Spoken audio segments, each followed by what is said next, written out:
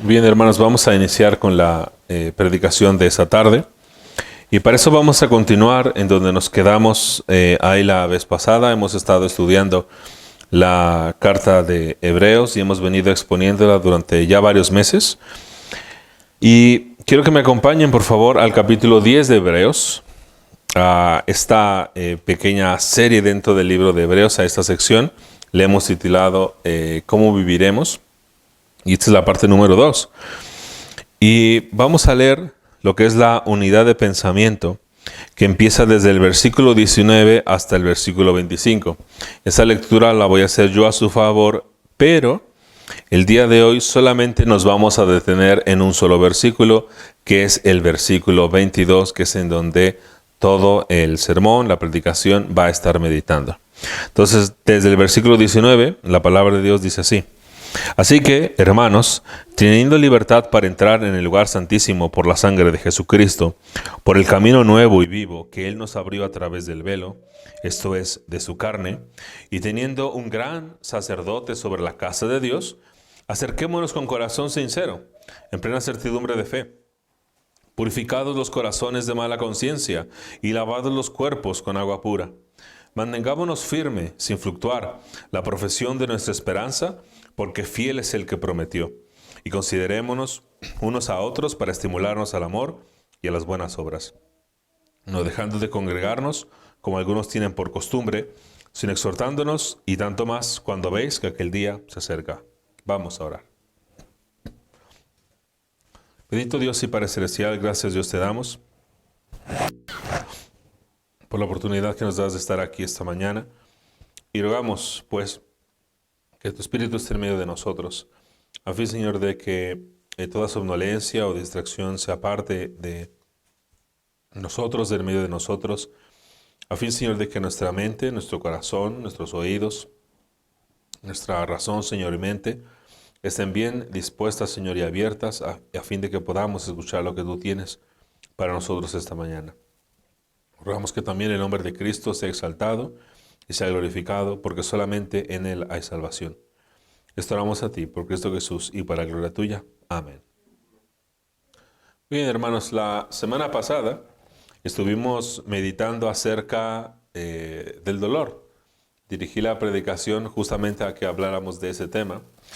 Y en aquella ocasión estudiamos que el creyente no está solo cuando llegue el momento de enfrentar el dolor o cuando va a pasar por alguna circunstancia. Debido al pecado remanente que queda aún en nosotros, no es posible que nos lleguemos a desesperar en medio del dolor y tenderemos o buscamos querer resolverlo todo únicamente basándonos en nuestros propios recursos. Y cuando actuamos así, a veces se nos olvida lo que ya tenemos. De tal manera que en el versículo 19 vimos que ya tenemos entrada al lugar santísimo. Así que podemos ir al lugar donde está sentado la majestad. Pero además, lo que también tenemos es al gran sumo sacerdote, que es Cristo. De tal manera que no somos unos pobladores del reino de Dios, cuyo acceso al rey está limitado, o que debamos esperar a que el rey esté en una buena disposición para poder recibirnos. Por el contrario, tenemos a un gran sacerdote que ha pagado por cada uno de nuestros pecados, porque nos conoce muy bien. A diferencia de cuando, no sé, alguien quiere tener una audiencia con el presidente, con algún tipo de monarca, bueno, uno no necesariamente la va a tener, ¿no? Así que ahora vamos a ver la continuación a este pensamiento en el versículo 22, que contiene una invitación, una exhortación para que nos acerquemos con confianza al lugar santísimo. Porque dice: ya que tenemos todo esto, ya que tenemos acceso al lugar santísimo, ya que tenemos a este gran sumo sacerdote, entonces, versículo 22, acerquémonos con corazón sincero, en plena certidumbre de fe, purificados los corazones de mala conciencia y lavados los cuerpos con agua pura. Entonces, debido a que se ha abierto una puerta segura para entrar constantemente a la presencia de Dios por medio de Cristo, el escritor de Hebreos ahora nos exhorta y anima a su audiencia, y pues por extensión también a nosotros, para que aprovechemos esa oportunidad, ¿no? A diferencia, por ejemplo, de los sumos sacerdotes que había entre el pueblo levita o entre los judíos, ellos tenían que esperar un año para volver a entrar al lugar santísimo. Y solamente entraba uno de ellos, el sumo sacerdote. Nosotros podemos entrar a ese lugar ahora todos los días y a cualquier hora, y esto es por medio de la oración y de la fe. Y no estamos como los sacerdotes del pasado. Ahora bien, cuando la Biblia habla de acercarse, no se refiere a un acercamiento espacial, porque como creyentes, como cristianos, como bautistas reformados o protestantes, no hay lugares específicos donde debamos acercarnos a nuestro sumo sacerdote, que es Cristo. Muchas religiones, eso sí, tienen sus lugares sagrados. En ocasiones estos también son los receptores de una gran cantidad de peregrinos. Así que si uno quiere tener un contacto con alguna divinidad, pues uno debe de moverse e ir a determinado lugar a encontrarse ahí con la divinidad. Nosotros no hacemos eso. No debemos esperar siquiera a que las puertas de un templo estén abiertas o a que las puertas de una iglesia estén abiertas para poder entrar ahí. Ni tampoco hay lugares que sean más especiales que otros o que tengan algo de divino para que ahí se expresen las más profundas peticiones. Nosotros más bien obedecemos al Señor Jesucristo cuando le dijo a la mujer samaritana: mujer, créeme que la hora viene cuando ni en este monte ni en Jerusalén adoraréis al Padre. Esto lo dice Jesús en Juan 4:21. De tal manera que como creyentes no deberíamos tener alguna idolatría hacia los edificios en donde nos reunimos. Porque finalmente, cuando estemos con Cristo, ninguna de esas construcciones donde se han reunido o se reúnen nuestros hermanos en la fe, ninguna de ellas permanecerá, por más hermosas que todas esas pueden ser. Puede ser que se construya un templo, una iglesia cristiana así de piedra, enorme, gigante, con capacidad para no sé 500, 600 personas, muy bonita, quizá tiene un piano acústico, pero en realidad eso no va a permanecer. Así que la idolatría hacia un lugar es algo que nosotros deberíamos, porque tenemos acceso al lugar santísimo en cualquier lugar en el que nos encontremos. Así que, volviendo al pasaje de Hebreos, acercarnos a Dios es más bien un acto del corazón o de la mente mediante el cual nuestra alma, bajo la influencia del Espíritu, viene a Dios en Cristo como su único lugar de descanso. Y en esta exhortación, porque finalmente es un imperativo, acerquémonos, ¿no? El autor menciona algunos requisitos, que son 4, acerca de cómo debe ser la actitud o la condición de la persona que se acerca al Padre. Ahora bien, esto no quiere decir que cualquier persona pueda acercarse a Dios o que pueda acercarse, digamos, de cualquier manera. No, es solo porque el creyente ya se encuentra en una condición de gracia, que esta gracia nos capacita para poder asumir ciertos deberes en nuestra actividad sacerdotal diaria, porque también recuerden que ahora también el creyente es un sacerdote también. No a la manera de Cristo, ni a la manera del Antiguo Testamento, sino simplemente podemos ir y presentarnos a ese lugar santísimo. Porque antes de conocer a Cristo, nosotros no podíamos hacer ningún esfuerzo válido para estar delante de Dios, que nos permitiera acercarnos a Él. Cualquier esfuerzo, de hecho, sería nada más que pura carnalidad, pero habiendo llegado Cristo a nuestros corazones, entonces ha obrado la limpieza de nuestros pecados, escribiendo las leyes de Dios en nuestros corazones, así que entonces somos capacitados por el Espíritu para asumir los deberes que son únicos en nuestra vida cristiana. Así que, habiendo dicho esto, podemos entonces revisar poco a poco el versículo. En primer lugar, dice: acerquémonos con un corazón sincero. Con un corazón sincero a Dios. Entonces, un corazón sincero es un corazón que no oculta nada delante de Dios. Es decir, que no se viste de legalismo o de una pretendida santidad. Eso no es lo que quiere decir. Un corazón sincero es también aquel que abandona toda la confianza en sí mismo y se rinde por completo a los méritos de Cristo y confía solamente en Cristo para poder entrar al Padre. Sin embargo, hermanos, debido al pecado remanente que todavía hay en nosotros, tendemos a usar máscaras todos los días.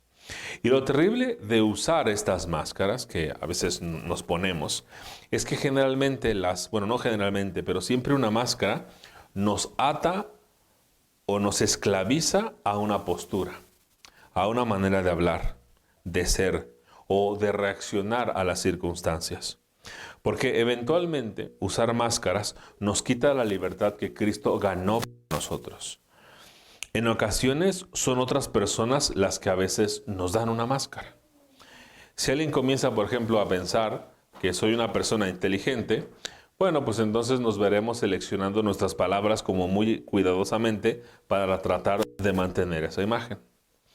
Si nos hemos creído que, por ejemplo, somos los regañones en nuestra familia, pues a veces los otros harán que solo seamos nosotros los que experimentemos el descontento. Y esto arruina nuestra libertad y hace que perdamos la oportunidad de ejercer todo aquello que Dios nos ha dado. El más terrible ejemplo de esto que he encontrado en mi vida fue a un hombre que conocí hace ya un tiempo.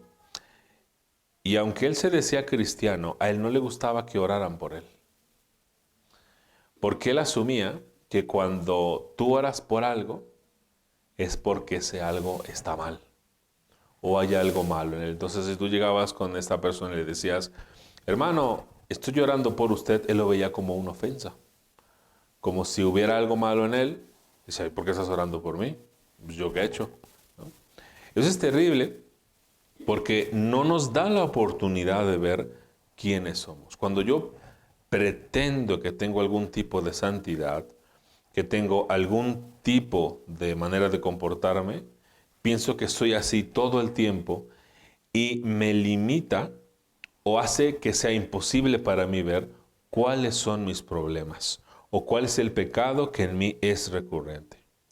Pensemos, por ejemplo, en otro tipo de ejemplo. Alguien, por ejemplo, dentro de su casa, dentro de su familia, ha hecho algo terriblemente mal.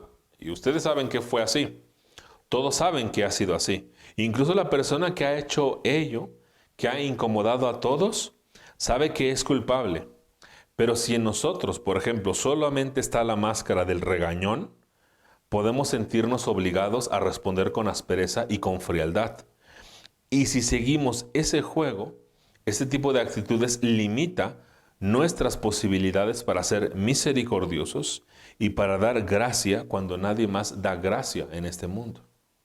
Porque nuestro mundo está lleno de personas que suponen cómo son los cristianos. Y yo sé que dicen todas estas cosas de nosotros los creyentes, que somos intolerantes, que somos santurrones, que somos hipócritas, que leemos mucho la Biblia solamente para aparentar o que somos muy cuadrados. Seguramente han escuchado todo eso acerca de los creyentes. Y difícilmente, hermanos, nos conocen como mansos, como humildes, como llenos de gracia, como amorosos. Tenemos la libertad para hacer, hermanos, todo lo amorosos que queramos ser sin riesgo a perder. Porque finalmente la gracia que nos ha capacitado para eso, ¿cómo es? Inagotable. No puede terminar. Quizá por eso Charles Spurgeon tituló a uno de sus conjuntos de devocionales con un título que me parece maravilloso, que se llama El banco de la chequera de la fe. La chequera, perdón, del banco de la fe. Es increíble la imagen, porque ¿cuándo acaba esa chequera? Pues nunca.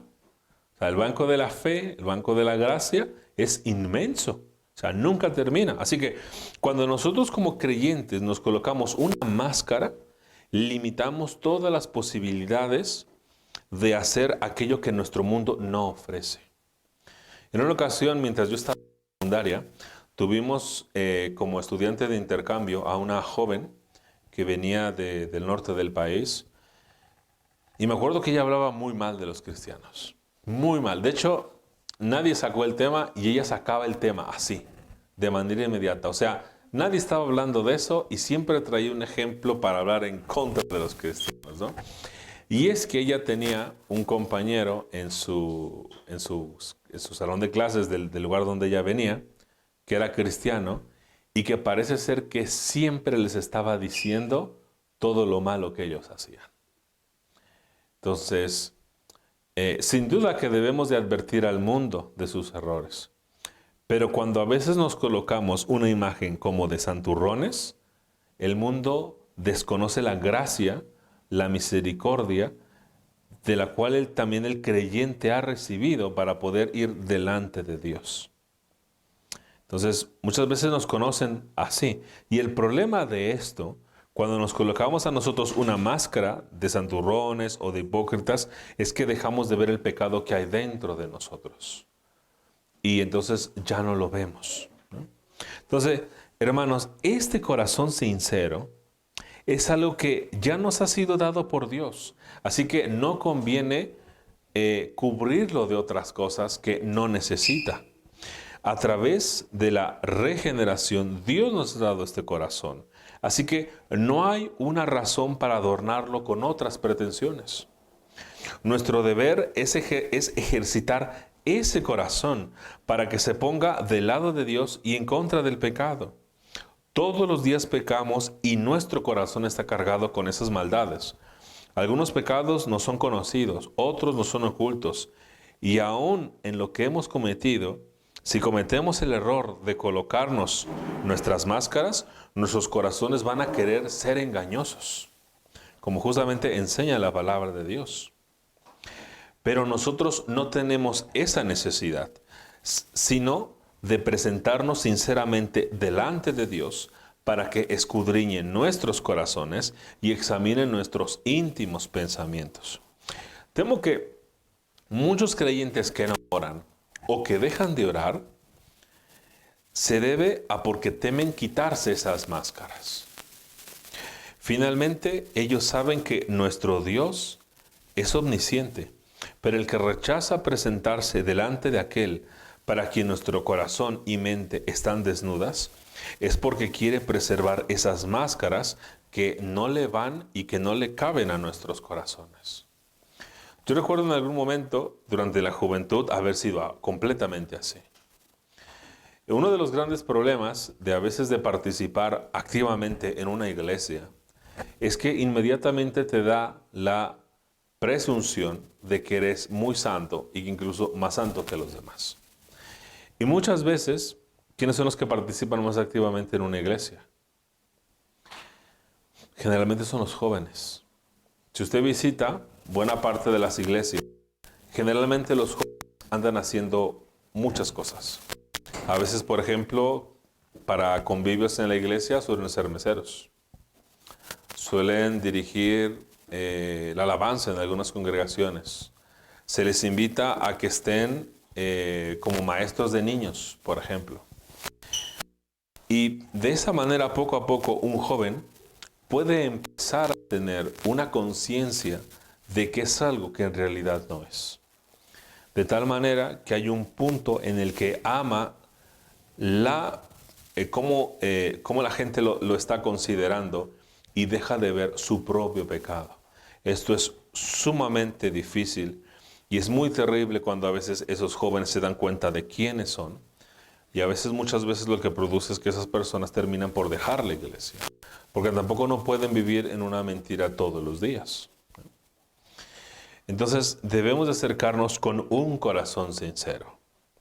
En segundo lugar, también dice, purificados en plena certidumbre de fe. La expresión en griego que nos traducen como certidumbre implica llenar algo completamente o también estar firmemente convencido. Así que la palabra implica, por un lado, plenitud de fe y por otro lado también certeza de fe.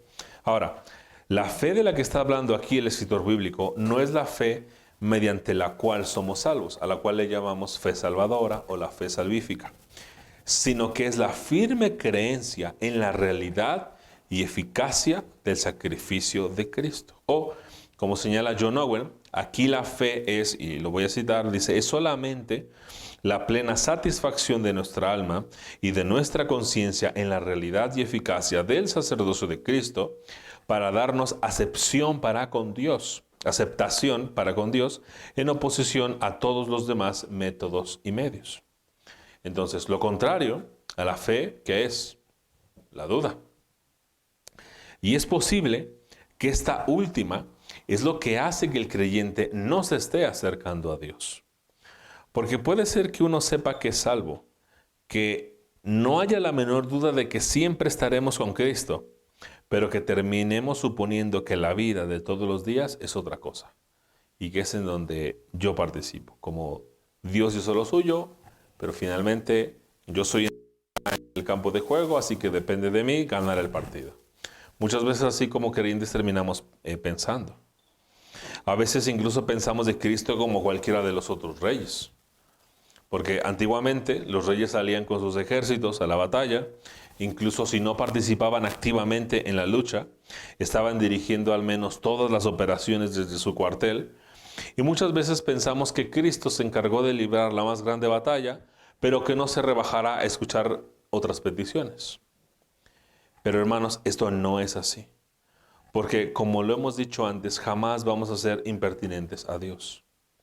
Y el hecho de dudar también implica que estamos dudando de la realeza, de la majestad a la cual nos acercamos. Y muchas veces esto puede estar influido por lo que el mundo piensa sobre ciertas cosas. Por ejemplo, la Biblia escoge muchas metáforas, muchos títulos para hablar acerca de Cristo. Habla de Él como un sacerdote, habla de Él como un rey, habla de Él como un maestro, habla también de Dios como un padre, por ejemplo. Y nuestra sociedad, cada una de estas esferas las tiene corrompidas. Entonces mucha gente, cuando se acerca a Cristo, quizá piense que, bueno, Él es un sacerdote y a lo mejor es un sacerdote más, o un rey más. Y por lo tanto, la visión que tienen de Cristo es una visión a veces mucho más baja. Pero no es así. De acuerdo a todo el testimonio de Hebreos, que se extiende desde que Cristo también está sosteniendo la creación, que también creó el mundo, se extiende también hacia un plano completamente individual en donde cada uno de nuestros pecados fueron considerados y fueron expiados en la cruz.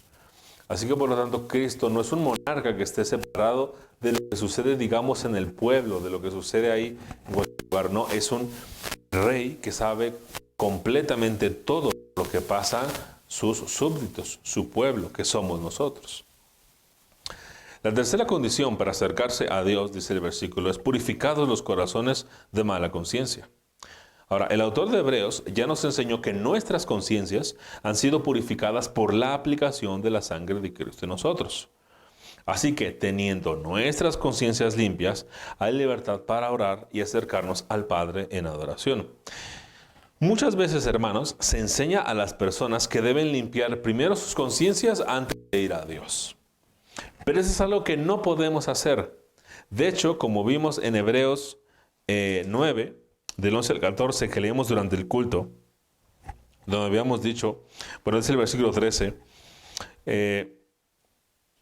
porque si la sangre de los toros y de los machos cabríos, versículo 13, y las cenizas de la becerra rociadas a los inmundos, santifican para la purificación de la carne, cuanto más la sangre de Cristo, el cual mediante el Espíritu Eterno se ofreció a sí mismo sin mancha a Dios, limpiará vuestras conciencias. Cuando habíamos meditado en este pasaje, habíamos dicho que los sacrificios en el antiguo Israel solamente permitían otra vez el acceso dentro del pueblo, pero no había una purificación de la conciencia, que esto solamente se logra con Cristo. Así que por lo tanto, si la ley ceremonial no podía limpiar nuestras conciencias, si ésta no pudo, ninguno de nuestros esfuerzos podrá hacerlo. Porque lo único que lo puede conseguir es el sacrificio perfecto de Cristo. De este modo, hermanos, solo los que han sido justificados, los que son vistos o los que son vistos ahora, o sea, actualmente, por Dios como si nunca hubiesen pecado, que son los creyentes, son los que pueden adorar a Dios, pueden rendirle culto y por lo tanto acercarse a Dios. Es casi como si el escritor de Hebreos estuviera pensando que quizá la congregación a la cual se dirige, quizá tienen algunas reservas por ir a Dios en oración. Lo que les está diciendo es, no hermanos, oren. O sea, acérquense a orar, porque no tienen ningún tipo de impedimento. O sea, en cuanto oren, Dios los va a escuchar. Van a estar ustedes en el lugar santísimo. Recuerden que es suyo. Y además también tienen a un gran sumo sacerdote, que es Cristo. Y además nos dice, sobre la casa de Dios, ¿no? O sea, si tienen todo esto, ¿por qué no van? Tienen toda la libertad para hacerlo, ¿no? Y finalmente, la cuarta condición que presenta el autor para los que quieren adorar en la presencia de Dios es que tengan lavados los cuerpos con agua pura, como dice al final del versículo. Este lavamiento tiene que ver con la limpieza espiritual. Y aquí hay varias cuestiones que se han pensado a través del tiempo. Porque por un lado, es probable que el autor esté pensando aquí en los sacerdotes que entraban al santuario a ministrar, los cuales antes de ingresar debían de lavar sus cuerpos en agua pura. Eso nos lo dice Levítico 8:6. Pero también es posible que el autor tenga en mente la provisión para la limpieza de las impurezas casuales o diarias que se hacía a través de las cenizas, como lo dice el versículo 13 del capítulo 9, cuando hablaba de y las cenizas de la becerra rocían a los inmundos, santifican para la purificación de la carne. Sobre esto, algunos otros autores han considerado otra cosa. Han considerado que a lo mejor el autor de Hebreos estaba pensando en el bautismo en agua, pero no como una mera aplicación de agua externa, sino nada más como un símbolo externo de la limpieza interna que ya ha sido obrada dentro del creyente. Porque recordemos que el bautismo por sí mismo no purifica la conciencia, tampoco salva. Se requiere más bien de un corazón que ha sido humillado por Dios. Para otros, por ejemplo, creen que es posible que el autor de Hebreos estuviera pensando en la frase usada por el profeta Ezequiel en 36 del 25 al 26, que pueden irlo a buscar. Que de hecho, esta es una cita que ha sido recurrente en el libro de Hebreos. La cita del capítulo 36, cuando he hablado acerca de que les daré un nuevo corazón, ¿no? Pondré mi espíritu dentro de vosotros. Esto ya lo ha venido citando el autor de Hebreos. Así que es posible que esté haciéndonos recordar o nos pide que recordemos eso. Por ejemplo, ahí en Ezequiel 36, 25 al 26 dice, esparciré sobre vosotros agua limpia y seréis limpiados de todas vuestras inmundicias y de todos vuestros ídolos os limpiaré. Os daré corazón nuevo y pondré espíritu dentro de vosotros, nuevo dentro de vosotros, y quitaré de vuestra carne el corazón de piedra y os daré un corazón de carne. Entonces es posible que se refiera a esta limpieza de la que ya ha hablado Ezequiel, y son versículos que ha citado además el autor de Hebreos, como lo vimos en su momento en el capítulo 10. Entonces, de este modo, el profeta Ezequiel relaciona el agua en el sentido de la regeneración y de la santificación. Finalmente, el Señor Jesús dijo, de cierto te digo a ti, que el que no naciera de agua y del Espíritu no puede entrar en el reino de Dios. Esta es una plática que tiene el Señor Jesús con uno de los principales, que era Nicodemo, en Juan 3:5. Entonces, ya sea que tomemos una u otra opción, sabemos que el creyente ya está limpio por la obra de Cristo. Por la obra de Cristo en la cruz y su aplicación en nosotros. De esta manera, el creyente tiene ya una conciencia purificada y por lo tanto puede disfrutar de la cercanía espiritual del Padre. En otras palabras, se fijan, todo esto que hemos ya dado al creyente. La fe que nos llevó a creer que el Señor ya ha dado. El ejercicio de esta fe lo tenemos. Algunos lo tienen en un grado quizá muy alto, otros más pequeños, pero es fe al menos. El corazón sincero también nos lo ha dado. Ha purificado nuestros corazones de mala conciencia y también los ha lavado. En otras palabras, es como si el escritor de Hebreos les estuviera diciendo, ¿por qué no van a la oración cuando todo lo que se necesita para entrar ya lo tienen? Es como, por ejemplo, si alguien quisiera, no sé, ir visitar un país extranjero y dice, oye, ¿por qué no vas? Bueno, pues es que ya tengo el dinero, el pasaje de avión, la visa, el pasaporte, ya tengo el hotel en donde me voy a hospedar, ya tengo todo para dónde vas pero aún no me voy o no me quiero ir. Bueno, ¿por qué? Si ya tienes todo para ir, ¿no? Bueno, ahora, ¿qué aplicaciones encontramos acerca de esto? Bueno, número uno, la invitación que nos hace el autor no es para tener una audiencia con un monarca terrenal o una personalidad mundana, sino con el soberano del universo, el Rey de Reyes y Señor de Señores, con aquel que es el principio y el fin. Por lo tanto, la medida en que valoramos la invitación se ve en la manera en que respondemos a ella. O sea, somos invitados completamente a estar y no tenemos que cumplir ningún protocolo, por ejemplo, para poder ir. A diferencia de monarcas humanos que ponen distintas reglas. Hace un tiempo estuve leyendo un artículo sobre todas las reglas que había que tener, por ejemplo, para si uno era invitado al Palacio de Buckingham a conocer a pues, la hoy ya fallecida, la reina Isabel. Uno tenía que ir con determinada ropa. Uno tenía que comer incluso al ritmo de la propia reina, ¿no?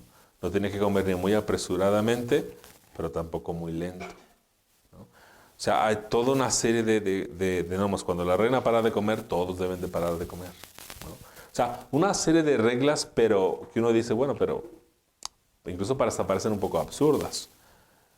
Con el Señor no hay esas reglas, ¿no? Entonces, adornémonos espiritualmente para entrar en la sala del trono de Dios con un corazón sincero, con plena certidumbre de fe, con un corazón limpio de mala conciencia y nuestros cuerpos lavados por el agua pura del Espíritu de Dios. Tenemos otra aplicación. Evitemos también dejarnos atrapar por las cosas de este mundo al punto que nos estorben para disfrutar de las celestiales. Porque que las ocupaciones y los placeres legítimos de esta vida no se conviertan en un obstáculo para acercarnos constantemente al lugar santísimo. Vivimos en esta tierra, pero la tierra no es en donde deben de vivir nuestros corazones. Así que al empezar, y al terminar el día, y de cuando en cuando en nuestras actividades debemos apartarnos, aunque sea solo un momento, y entrar en la presencia de Dios. Todos llevamos siempre con nosotros nuestro santuario íntimo, así que no nos olvidemos de entrar en él. De hecho, para una revisión de esto, en la semana podrían leer el libro de Nehemías. Nehemías es uno de los personajes bíblicos que se distingue porque sus oraciones son brevísimas y las hace en lugares que son muy curiosos. Por ejemplo, él es llamado, por ejemplo, por el rey y ora. Y uno dice, bueno, ¿cuánto pudo haber orado que el rey lo llama a donde él está? Pues son unas cuantas habitaciones seguramente. O sea, Nehemías oraba brevemente, ¿no? A veces tenemos la idea, como si pudiéramos así, tenemos que apartar un tiempo como de 5 o 6 horas para sentarnos a orar. No, no, no. O sea, también el creyente puede ir orando, por ejemplo, mientras está esperando, a lo mejor está en una fila o va caminando o está en otro lugar. O sea, podemos hacer eso y tenemos esa libertad. Y por último, cuando adoremos al Señor, cerciorémonos de que nuestro corazón sea sincero. Cuando le adoramos por medio de los cantos o la oración, que nuestra mente esté conectada con lo que cantamos o con lo que hablamos. ¿Por qué? Porque Dios rechaza la adoración que no es producto de corazones honestos. El Señor Jesús dijo en Mateo 15:8, este pueblo de labios me honra, mas su corazón está lejos de mí. Entonces tengamos cuidado con lo que cantamos, porque puede ser muy bíblico, puede tener la doctrina correcta, pero puede no expresar lo que realmente tenemos en el corazón. De hecho, hermanos, en los himnarios que utilizamos, sabemos personalmente que estos himnarios han sido revisados por algunos otros hermanos que también son bautistas reformados, para que las letras también vayan de acuerdo con la doctrina que nosotros creemos, con la doctrina bíblica. Pero puede ser que tengamos un himnario muy bien revisado y cuando estemos cantando, pues aquello no esté, ¿no? Y no le prestemos atención a lo que cantamos, ¿no? Muchas veces podemos cantar, te amo, oh Dios, pero pudiéramos estar pensando en otras cosas que amamos más. En una ocasión un pastor hizo esta pregunta a sus congregantes. Hermanos, díganme cuáles fueron los himnos que acabamos de cantar. Y nadie pudo decirlos, ¿no? Entonces, ¿cómo es posible? Dices que adoras con el entendimiento, con verdad, lo que acabas de decirle al Señor, ¿no? Entonces, podemos orar diciendo, confío en ti, pero mi corazón puede estar pensando en cómo buscar un medio aparte de Dios para estar seguros. Y olvidándonos de que ya tenemos a un gran sumo sacerdote y acceso al lugar santísimo sin límites. Y que todo el tiempo podemos entrar a este lugar santísimo. Entonces, hermanos, vayamos en oración al Señor y no descuidemos este gran acceso que tenemos para ir a Dios y para saber que nuestro sumo sacerdote siempre nos va a escuchar y que podemos ir al lugar santísimo. Algún día, hermanos, estaremos de cara directamente con Él y no estaremos así como ahora oramos, pero aun cuando oramos, esas oraciones son escuchadas por Él y cada una de nuestras palabras son escuchadas por Él. Aun aquello que no sabemos cómo expresarle. Vamos pues a orar.